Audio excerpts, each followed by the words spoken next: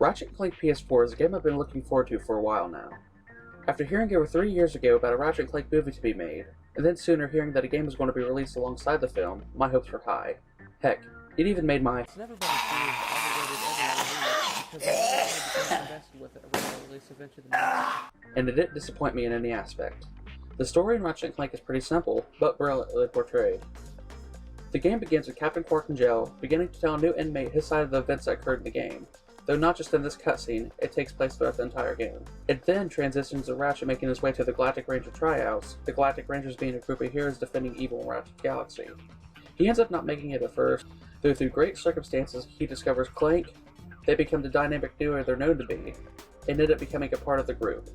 And the rest of the story leads up to their mission of ruining one of the main antagonists, Drek's mission to destroy all plans to make one of his own. Story progression is presented through Captain Quark telling Shiv Helix his side of the story.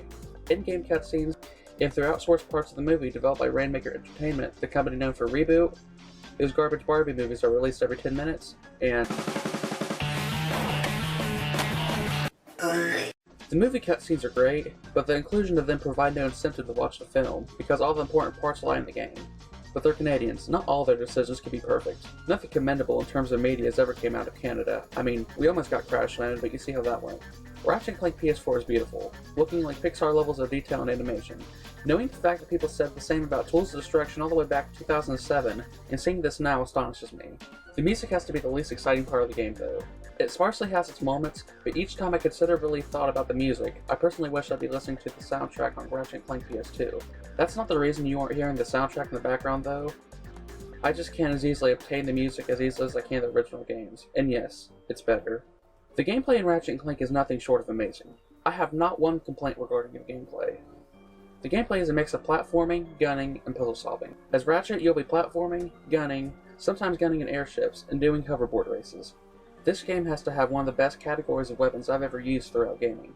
All of Ratchet's weapons have multiple ways of upgrading, and it's oh so satisfying. The first way is by collecting Raritanium, and using it to step-by-step upgrade your weapon each time you enter a Gadgetron vendor. And the second way of upgrading progresses as you use your weapons over time. These upgrades will increase damage, distance, and how much ammo you can use. As Clank, you'll do platforming and some heavy puzzle solving.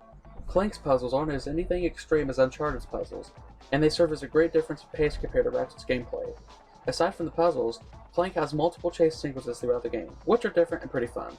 Not necessarily a con, but these gameplay segments mostly feel like Insomniac's way of letting you know Clank exists. Clank has barely any personality in the game. I can only remember a few instances when Clank actually talked in the game, while Ratchet is just a few lines short of being an animal equivalent of Nathan Drake.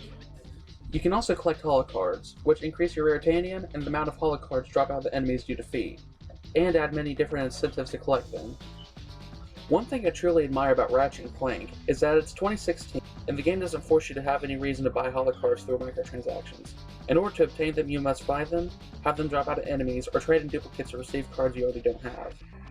The fact that this is a 15-hour, AAA game that retails for $40 at release and does not have one microtransaction blows my mind.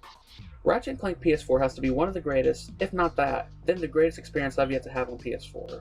Everything that the game does, from its beautiful graphics to the way it presents its story, from its flawless gameplay to how ridiculously entertaining it can be at times. In no way does it challenge the medium of gaming, but it definitely excels most of the standard video games present. Ratchet and Clank PS4 earns a 9 out of 10.